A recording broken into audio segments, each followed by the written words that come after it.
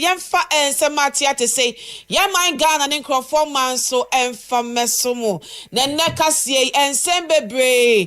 Any baby was to say, Yansha Naposo ebie.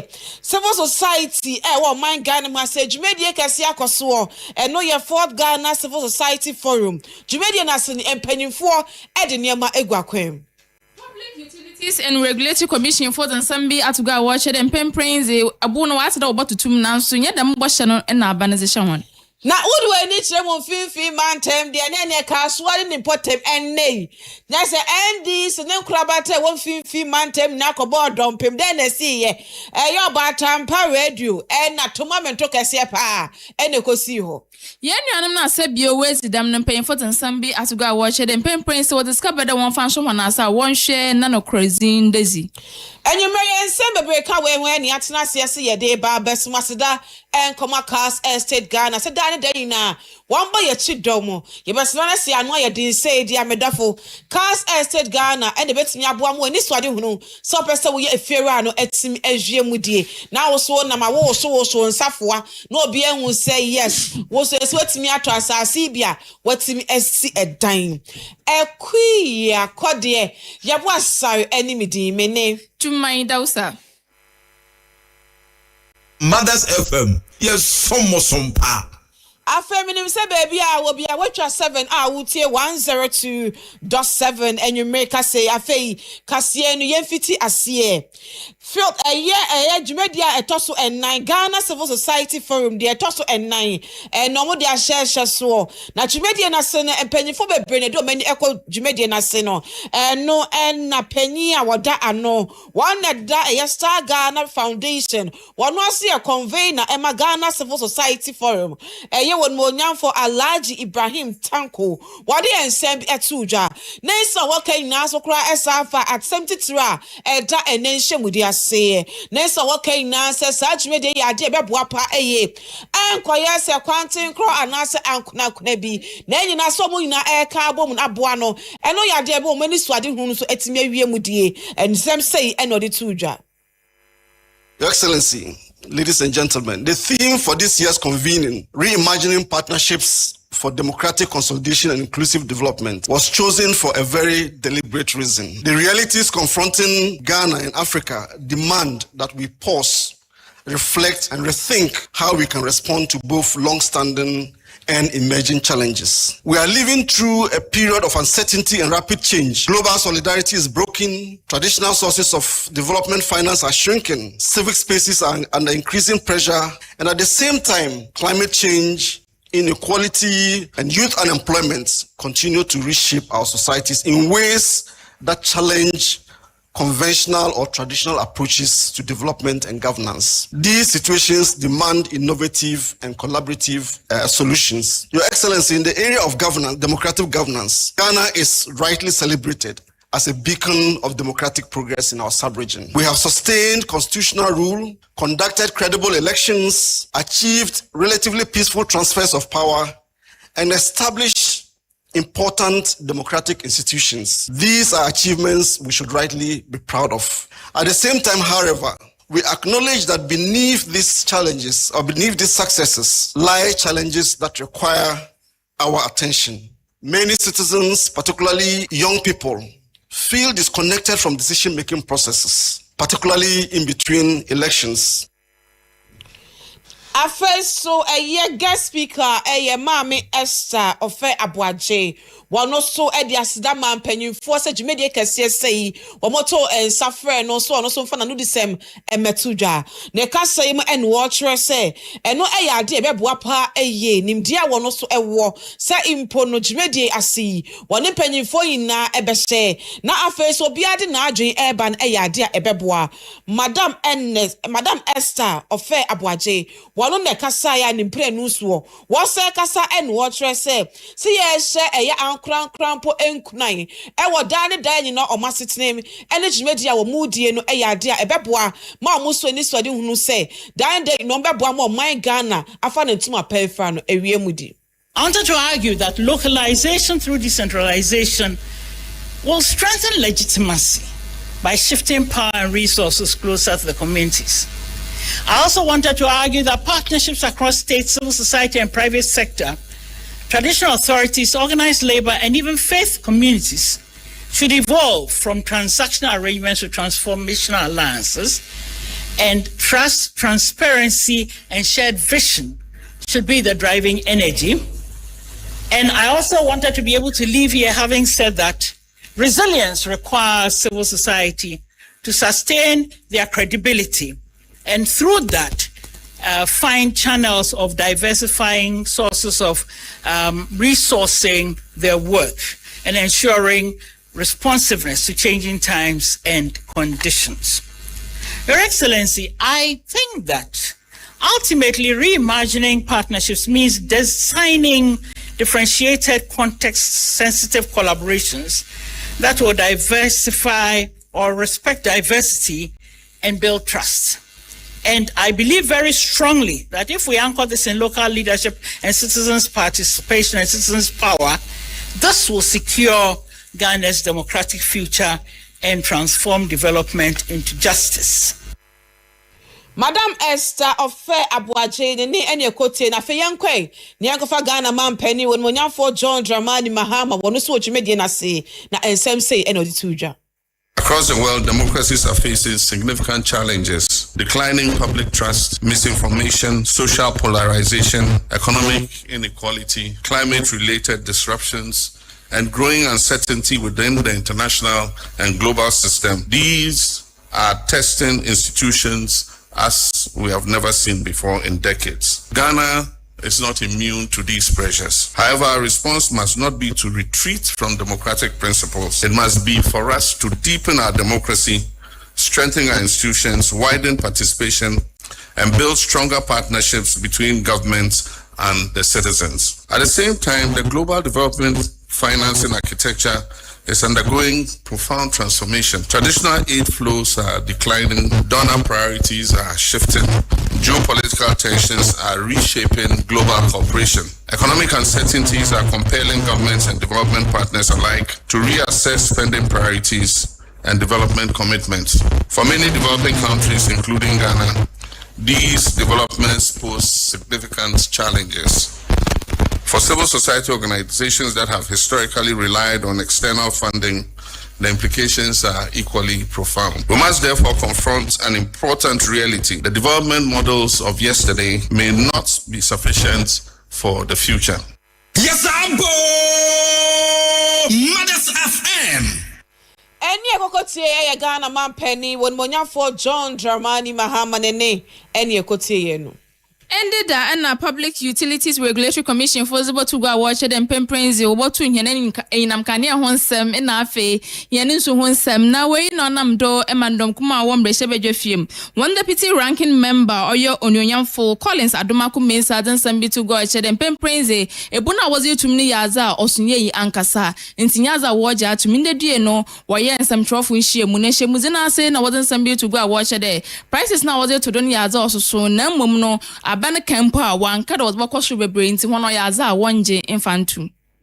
Regulatory Commission PURC announced yet another upward adjustment in electricity tariffs. A 3.49% increase effective 1st July 2026, with water tariffs also going up by 0.85%. This is the latest chapter in an unbroken story of tariff escalation under the John Mahama-led NDC administration. We remember the promises. The NDC campaigned loudly on reducing the cost of utilities, easing the burden of households, and fixing the energy sector.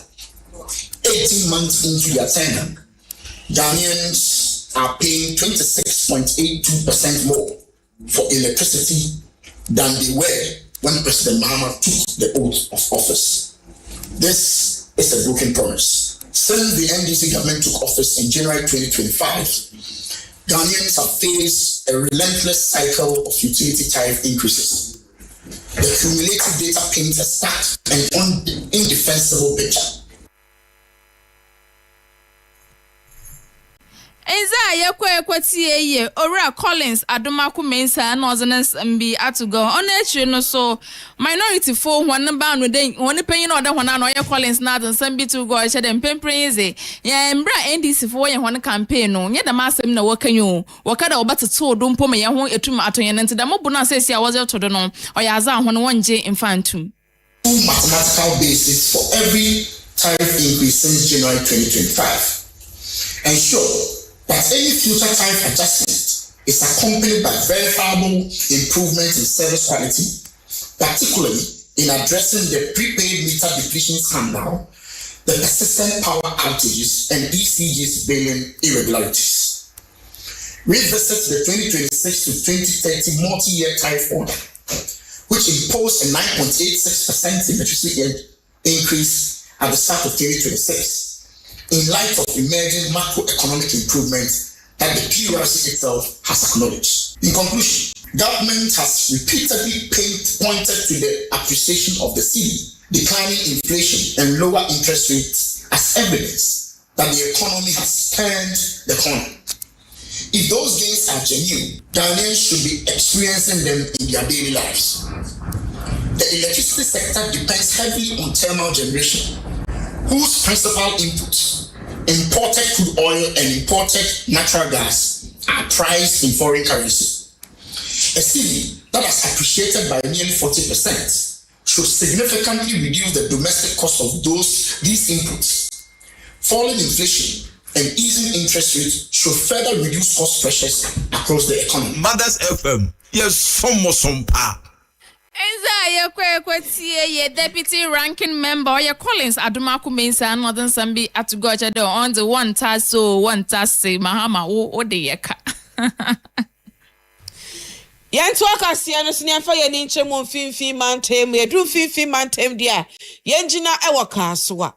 Na no pay dia woodwedding actually more Baatan pa radio no kaswa dia 50 mantem pe ni be hwe pa asusutie and this new krawata 150 mantem panyinfo James Lenia 150 mantem and na afa so MC we wutu senya east wo nyina ni panyinfo emrante wa na se perform abeti aketi ebo dompim do mani kwache mo Baatan pa na won mo nante se nyina ne se Dear what's na efidie nachi on morning show. The odan the adwumedie no ne producer. Wo mo de ato om ho so na da pa atwa pa. Wo mu twa efinfin mantem James Nani ema ND samanye kuo no. Wo ma twa ne 1 2 na de to so miensa. Eno mo se we de entina se. Eno mo tu ka hu obata pa say straight. Wo mo duru ho. Enya posifo so ka ho. Na ene ekọ sa morning show hosi. One the producer was so baby no musi form. Do mu ya na say dey be ni susu na producer na say Debbie. Me bo me host ho ban. Me bo no ho ban sa. Enu ani di ma ya na sum. Wode nsam ntire mu kura ba ye wo kire say. Wono kwa do ante ase. E ho no ka cho no nyamfo set. Wo na ye MC. No so kura de say wo so zebile kwa ye de ha say. Just wonu nyamfo on pass to krantie. Won tie kura ma no no te say. Na momo dem nasman na mu twa da pass adwecha kase sei enya wa yese no ayese na finfin mantem James Nani ma ND samanye kuo no eno mo se da bi eno mu fiase ya anya mo so na de ya kase tue na e de ba se na producer e mo Baatan pa morning show wonu a wokoje ni host en wo say bedin tremu se mansem trofo mi nyan sem trofo se sei ni sei ena ND fo be ye ni nsem ni around 10 na mapon me na me Baatan radio morning show producer cinema pon me ni me host no and me one other colleague from Adom na ye be call program enti me see form na ye be konti right in front of your premises because I brought scientists me see form na and me regional chairman Yera Dr. Sid we NDC regional chairman Kitkus and me set Yera said Banini say won kaso MC and awutu senior is na director Nash Abraham from Ebon Minister Rasta and I'm and well-best men. I'm on a best 8. And anyone I'm saying, or radio station, radio station, and to whom we host, and our accusing is what put TikTok video be the host in the castle on essay parts, I will read him, and also the wooden at them. Pass your Braben or Bob, sorry for me, West, but San or Canon, Braben or Bob, why I was station better for pride. So I attempted to Bob, Amy Hosting, and I'm a PM host in the question. The one MC, yes, at the Bible, when I hear Mokase, Monsieur Part, more kinds of phone fire, Madame Sai, Lucasa, you're not being fair to us.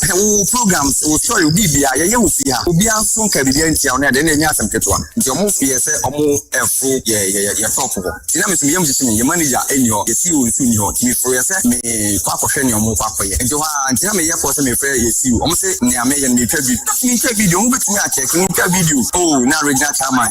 Masuni how and yeah me certain I know what more what me certain and you want all that was say omonye me phone infimi so see me phone the one say me dwane everything like that me see for one me give me be me na ko se na wo shirt reality de na wo kofie de na ade beko wodo bossa na ekofie na se wo she ayi singlet bi wo ho we eye producer Emma morning show a obatampafo aye no wono se no de tu dwa afa host na nkasa na producer no di ye kwaku mreku oh we nya mreku wo fie ha bia kwaku mreku na kasa ye afa host na nkasa eso de nchemu sei ne bai ano pay ye be adwuma se ne da bia ensem twerefo ye be adwuma se ba be adwuma ti ano pay ye pon adwuma no be se 9:40 there ti ya pon adwuma minim producer ye si from na ya kwakotwa adwuma so aye so the mo yan say obi atwa hye so I start so attack me and I'm say na hwan ni and also na we did matem no so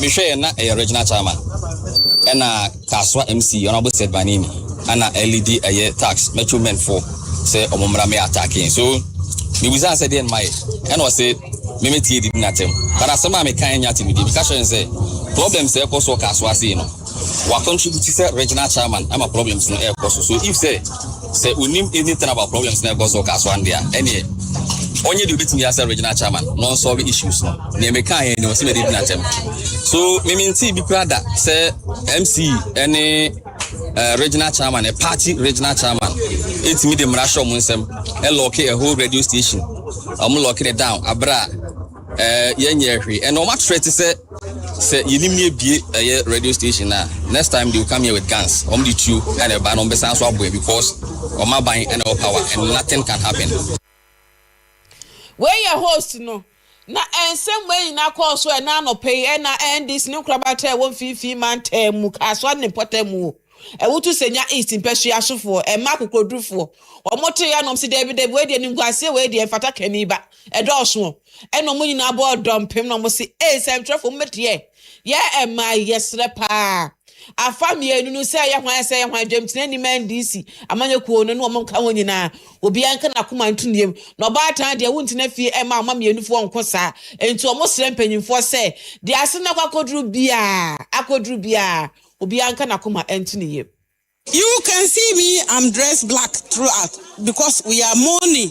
Every woman heart is dark because when you are in a house and you see your father and mom fighting, it's a pity for you, the children. And there's always a saying that when two elephants fight, is the ground that suffers. We, the foot soldiers of this constituency, we are here today to pay solidarity to our father and let him know that we love him, and no matter what, rain or shine, we are with him, and without him no assay, and no matter how is it, is the one that made us who we are today. In this constituency, we have MP, we won both presidentially and parliamentary because of him, his hard work, and because of that we are with him no matter the situation. So we are pleading with him and to let him know that we are with him, and to let our mother now knows that we want peace and unity in the constituency so that all of us can grow up together and fight the next battle ahead of us. Because winning 2020 for election is not the end of NDC in Awutu Senya. We want more years. Peace.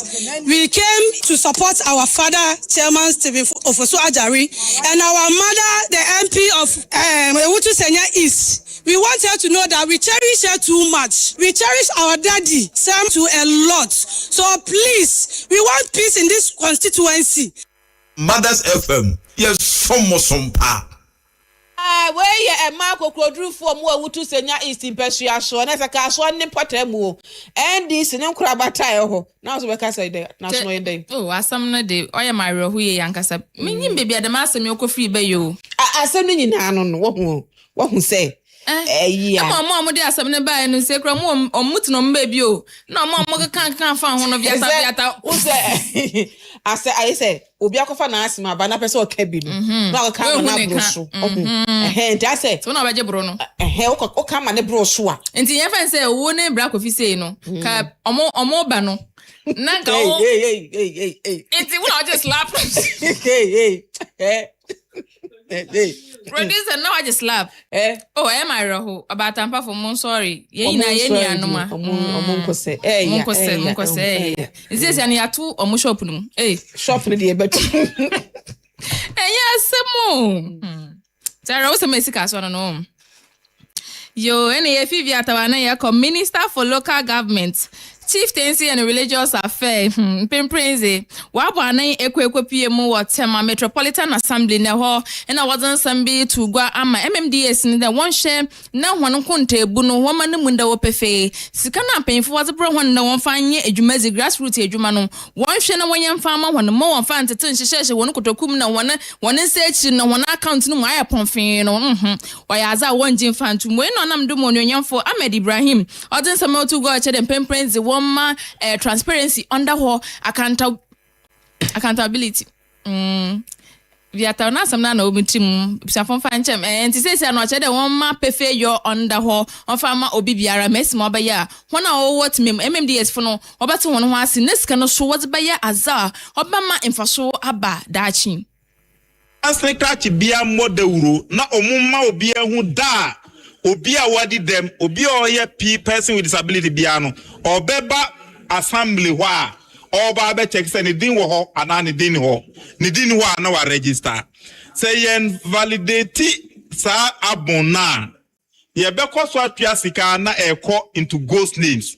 We want to validate it na ye hu say Lejokuku Tema West Krowo Tema Metro anase bana nipa omwadi dema omu pictures omu numbers omu telephone numbers omu GPS location ewo mansene akrach mansene book mu eni ye start aprobo ne kanwa na ye feast day uba greater Accra ha mansene akrach for mienu bi wo ho a they stand tall omu adwuma omu de sika na omampanyi di ama omu no aye no edasonko eye Ganoff eni Lejokuku uko Ganoff a mansini na kasa disika no bi aye kotara a nepa no enamso uba Lejokuku a in fact ejuma waye a odi pictures ne sika na watua ni in fact different.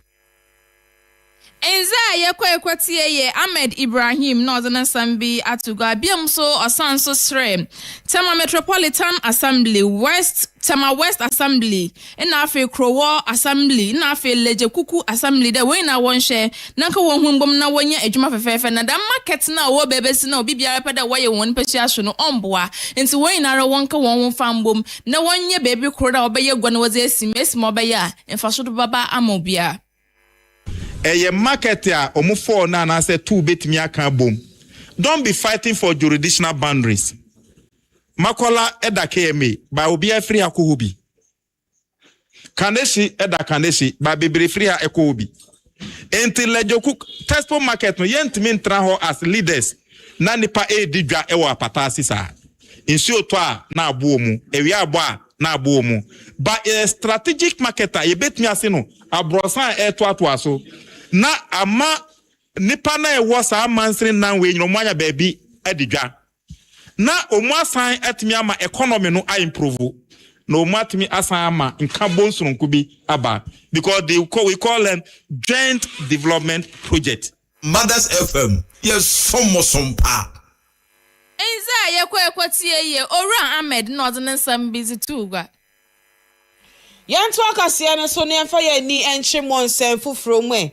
Pray the my Ghana has say emma kokodrufu a edim sa admache de namugu ahodo saso enedwumedie no emu egu ahodo ebi ya doctor fo ebi ya nsɛmtwerɛfo ebi ya nurse a teacher fo ene de keka ho nyina saso ena wodo ani eche mo my Ghana has say ya ye wo emma omo ye engineers e wo ha say edim sa okosuku ntuwa so mu a ye course abesa okoye ne we engineer ho bebre koye bi se de obi ko school so mbika koye medicine ni sa bi na engineer for na mo no so o my Ghana say kura 20% pe enti dwumedie kase akoso e wo my Ghana mu ha say e no e na president Emma Women in Engineering Institute wodi atudwa wo tre say we de kosojogu form na nsa da nsa ye yes empanyimfo yense Emma ni nkuran se wonya akonya na se wokosuku ntua so a eya na koneka se wokakosua engineering eno beboa pa na ye se dwumedie bi wo hode a mema na ene mema na ma me se Debi oba so ya acha bi ne ye se oba de odi ani mukase se mukase na ni hobie enti oba so betimi akosua engineering ni enja tie ka se sa adesua we de mema no ko na na we de oba na ma me kire se na ma we ka so me engineers o my Ghana 20% pe enkonkan enti ma ne enso mu nkunan no mo kosuku ntu aso a o mo ntimi kosua bi. Statistics not tells us that UNESCO tell catcher say even though men does about 20, we are 20% less than the men. And men non does so now manos where you so say womb to 20% no that is one more STEM related way. Now ye tiba engineering they na say cra. And who he say a country that has its development at heart no so omunya engineers are almost solving problems omo making sure say nyama ekoso na mba so nyama ya chede bia ye kwento engineering na ye de ka ho enti enunti na ye pese mba no dodo eba engineering field no mo boa na ye solve problems wo Ghana ti endeju medi ye inviting more than 150 students from the junior high to come in so that omo be hu ne ekoso omo be hu mba na omo ye engineering as we say in English omo be inspired na omo so omo to me di eche na yesan so di tertiary ATU students ne be eka ho. Na ma meka say we na acting dean faculty of engineering work Accra Technical University one also edi BP so one was say the man from engineer wo man Ghana ma say no omo fa ekwan bebre so se ne ebe ya ipo no be kom ho abom ene e baako e na afeesi e dom akọ gina bia e beboa wo mu enye o man Ghana ha say kwa impo performance so no mo so ehu sese performance so e wo engineers ahodo na so mo ye ema o man Ghana so yes ye obi. Vice Chancellor ni pro Vice Chancellor amweni womba no ho pa nti ade omo ye ne se every year no omo call round na companies no omo pese omo fa engineers no omo be encourage omo so omo fa ye female engineers no nti ye ni omo collaborate ye ni industry collaborate nti say no be won say posters bi abeba no omo per female engineers nti we are a faculty of engineering especially we are collaborating with industries omo be fo bi omo fa female engineers no na mbo omo no mo nko omo eni 102.7 Any faculty acting dean faculty of engineering Accra Technical University engineer Dr. Tina Wamega nene any ekoti.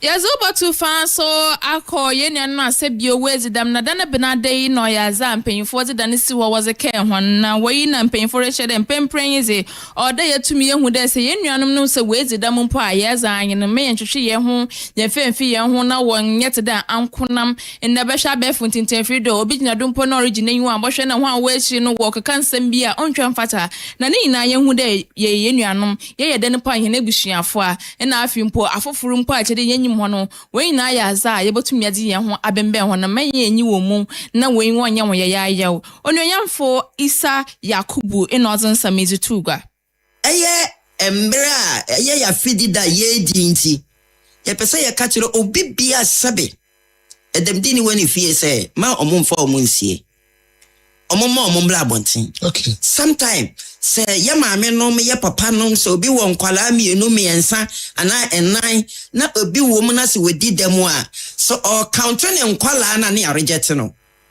because onim say akwala we dey bibia ne ho a obeye ye wo yere wo mma ye hwe nkwala ye hwe binum kura de ka ho enti sometime no se nimpa no etesa kura na wo as a father or mother ye plan emma nimpa no because ye wo krofo bebre asabe yo mo di dem no mo be companies no omo wa hoden na ye adwuma no tu omoka and so eye efia ye di ne samre we ntine ye ka kire obi bia se wo ba edi dem a manto na ntwene manem ben ye because you baby a bebre a ye meeting edu baby aban ni ndempo de anyame adom simo Peter aban no correct me abo first na come on fan 3% this year 5%. Okay. So dan ya chicha koranda be ba beduru wo so na wo so nya bibi kakra na odi support wo life.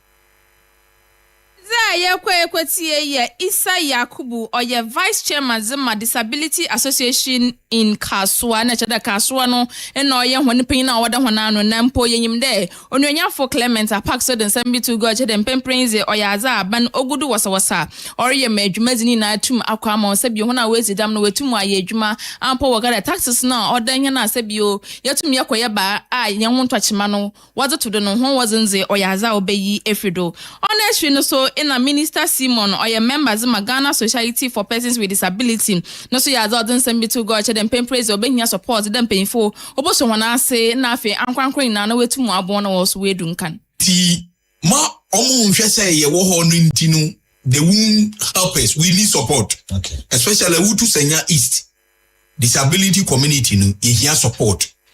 Many wo ka say ya kwanzi ye benya baby cry ye de be ye office. Nso to no avail. Omo ya away. Okay, that's fine. Ye no omuko ye koho. Me no ka say kra no last previously ye beto ya ba ne ye niema kra no. Ne MC ne niema na. Okay. So enti yesere ma omu yi o mani mfiri ye ho. Sometime no minim say pressure no do so ma omu nti ye ba no ma yi ato nchen I don't know. Me say I decide not even to go near any of them because ye kodo me ya na makuma. Oh. Na me raho. Yo. Na me raho. Ochina bi obi ni mo ochina asem. Se antoa obaba kokora eno nsusu ye some of the disability ni bia. Niema wo ye no ntumi nye na wo hyefie na ese ye boa. Enti ye besere. Omo nhwe ye, omo nko ye moa, omo ma ye supporting hand. Na enema enko yie maye na amansan hu hwe ye wo talent pa ye wo talent ye wo niema sise yemu sebe uti di ni Minister Simon Peter me so microphone mu a ebi a obehu bibia wo uti de me kan ase ye wo niema bebre wo yemu ebi nsa no adwuma ene niema bebre a ye nya pusha ye beye. Okay. But ye FM yes some pa Minister Simon no so abetina fie ha oye Ghana sorry okodo wo Mother FM fidie mu ano bebetina kan se ma de wo so wonze po wonu munti yentwe yenwe yen fan hwe hon de bia nyete de obi a okoba kintinkintin na yebotumi abo hon na yeso oyaza yebotumi abo hon bi enti yebegina yensem do na yaje aboafo nkrato aba ye ba ye ze obi mando nsam apomuzin nsam ni na abote odo.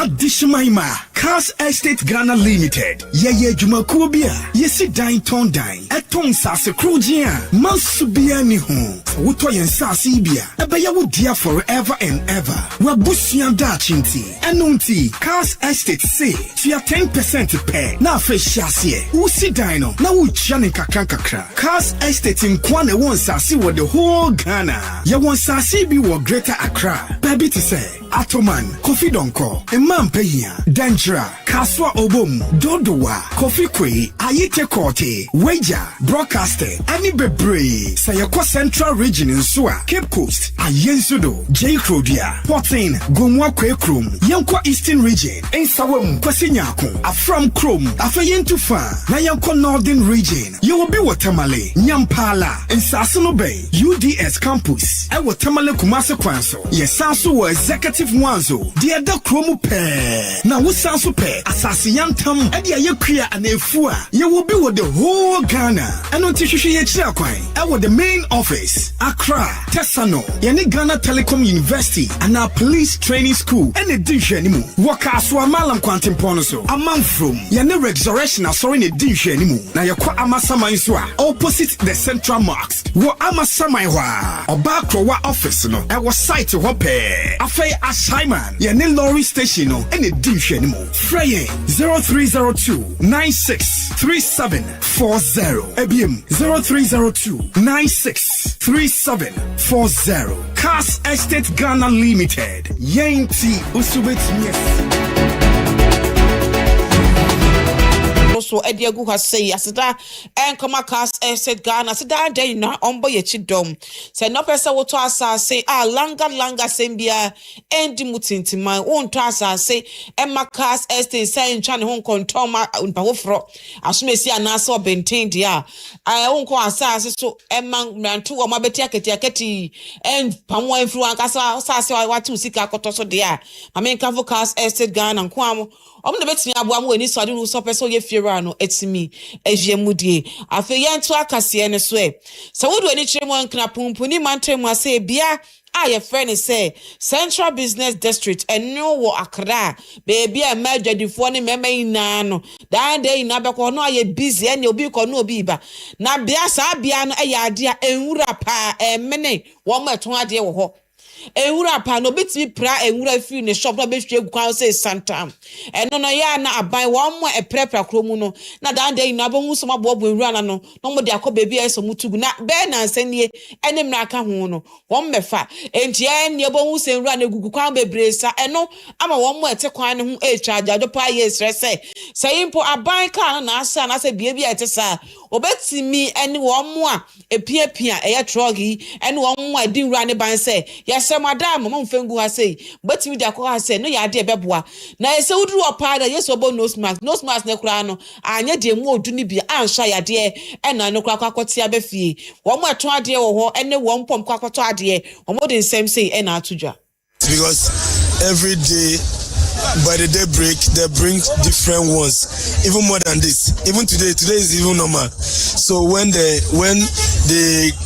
Caterpillar come and is trying to pack the goods everywhere, scatter the road or the car is not even passing. We have those junkies who have been dropping the bala here, and the AMA refuse car have been collecting it every day, but since yesterday they haven't come. So the best solution is if they can stop those people, those junkie guys who have been dropped, if they can have a security, those how do I put it? Those boys there, so they normally come and drop it here, and it's not only this place. I think you saw some at the top there. So if they can have a security, maybe a task force who will come here during the night to be checking on the see, just look at one.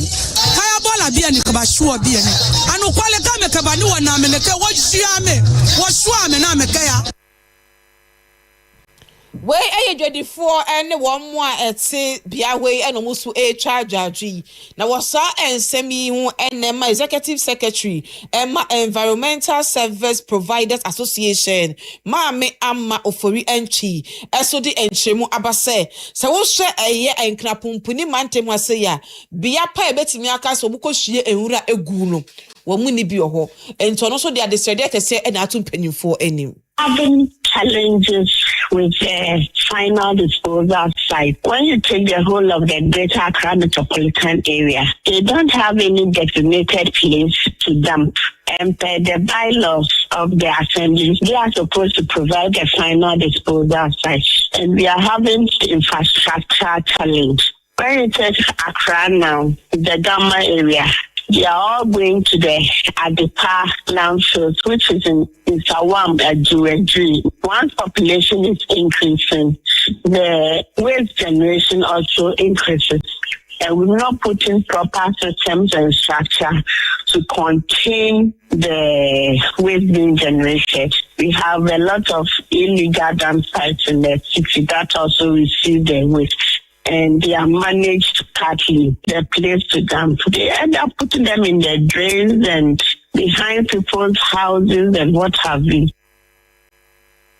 Eni akokotie ye mame ama ofori entwi afe yentin simu ewo otimantemu yedru otimantemu dia na eno enkwanta north mensim ene ebegina eye DC ya wo eni mpanyimfo ede ne magugu akwem we nyina fa ahonidie ho nsem sane ebe ya enwura emene wo mu ene ne metete sa no ano betimi abrase eno enti na DC a wo enkwanta north district woni mpanyimfo ede sa eneme gugu akwemu na enema gugu akwemu ye se dan de nyebe ya ekase kromani na ye boabra na ye prepra woni a wa ma na se de won de ne ba kopa na mo de aba ne toso mieni ne miensa de a emra ewo ho edi kroma no ebedi indelo ne ma hunu ni se stores na wo kwa so ni nyira ya make sure so ma lock no o ma akọ interview o ma na person mi sai question mo am say next time ye ba use security nkasa on be ro bi afie na wa wo finance wa ampue no on be pamo wa ba so wa wo dwanu kwa afon so a ye be force ahuru container afadi na ko afro our court there were two because enye yen and ye hihye eye san hihye no eye aban no and aye hihye na ne krakra district environmental health officer Emma Enkwanta eye north empesua so anasa district wono de kra de aka ne se we kra na esempanyimfo no wo mo bia bi o shops ni ade nyina no wo mu jeja wo mo wo su rere fiefi no atwo mu nyina pia bonten na so mo den wa tutum sa no ye adwuma ni wi a na do mo safo ama wo mo no akobie dan no enye sa pa dia we de bia ba se bo hu se enim dada na foforo bia meka ho to no kra de oni mpanyimfo ne ma no mugugu akwem no wo stress won twi omo ede bo so na so won twi omo ni eden so se ne be ya dan de ye ka se besiesie kro ni ma wo bia be ye bi danka ye we nya be na ba be tiri na ba so mpra yan kasa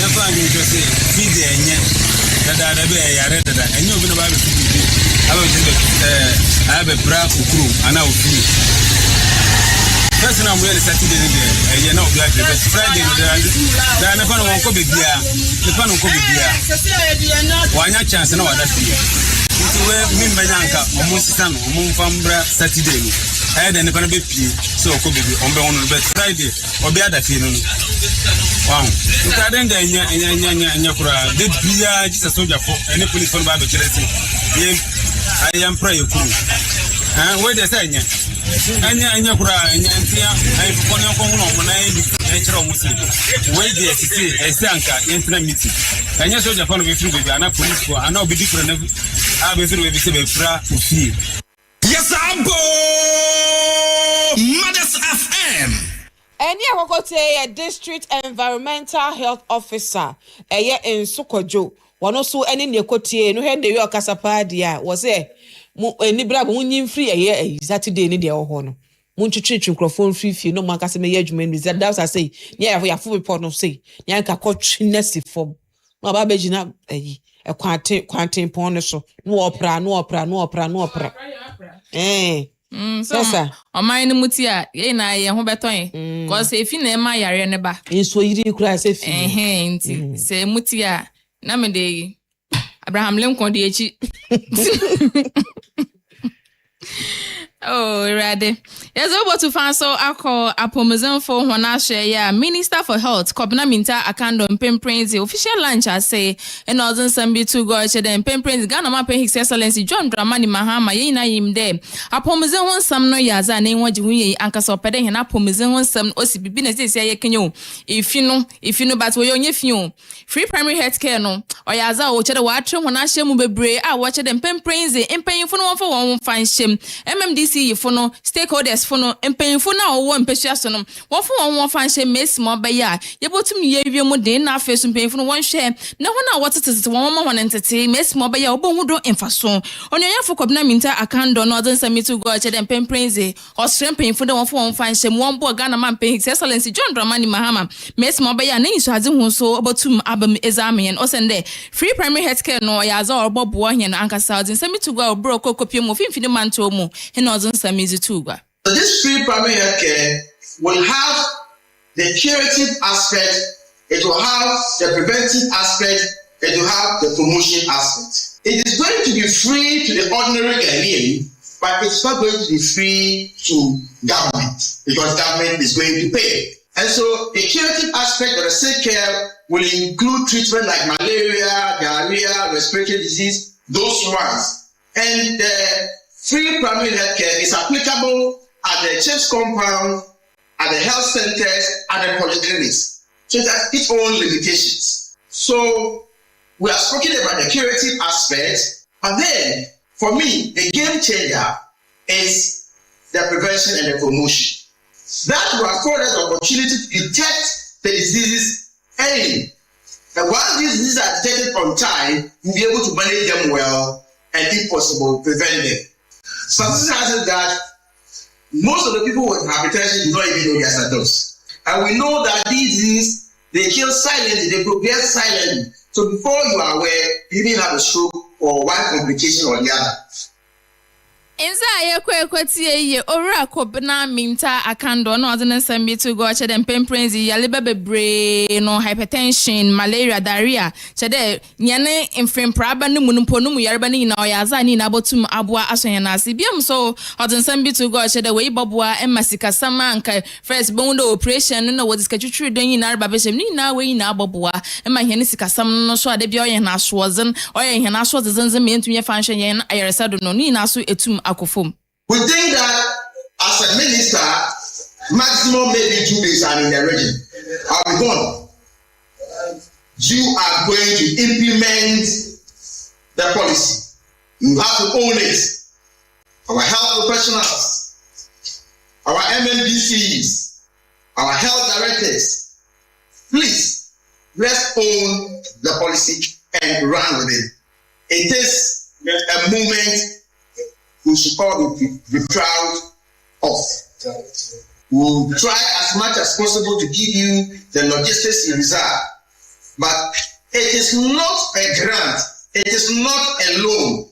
What we are using to finance this program is the money from you and I.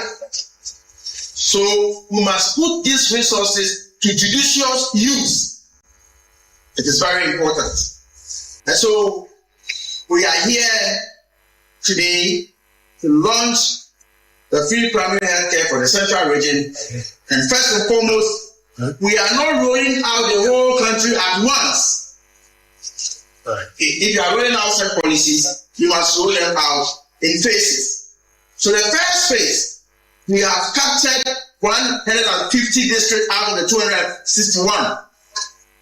The ultimate aim is that latest by 2028, the whole country should be covered with the free primary health care.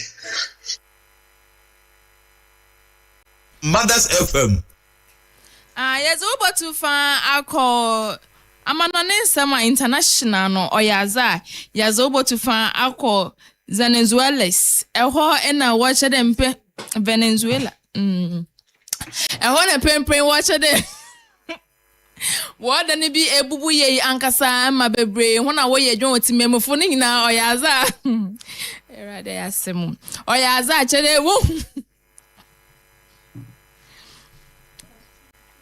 ye ko oyaza dan ebubu ye ankasa ema mpemprenzi mpanyinfo ho na adwuma ye fa ho ni na hu baby a wozi fa na oyaza mpemprenso de won fa nchemu mbembotuma wo che de nyimpa bi se bi owewu anade obi so no ho aka adwem mpanyinfo amfadam amfa antugo akra nti sesi aron ye kwakopie mu ho a video so ban na kwawiem de we hu de obi ne ho aka we hu de obi so etum efim nti sesi aron oyaza na waza ba wo che de from also no oya aza na mu yazini ye papa oya 7.2 ena dam also no say ye meja ye botumi ya meja ho ye za afa nti oya aza atmenfo a ho no obi biara na ho nka adwem na afa so mpenfo fa mbotu go a wo hye de obi afam ewu Mothers FM yes somosompa Radio Munina Baatan Mothers 102.7 FM Chafude TF inte aha ena ye kase Baatan ni na baba bosomo na dwumako a wo so hena ase so ye KASE3 Ghana Limited.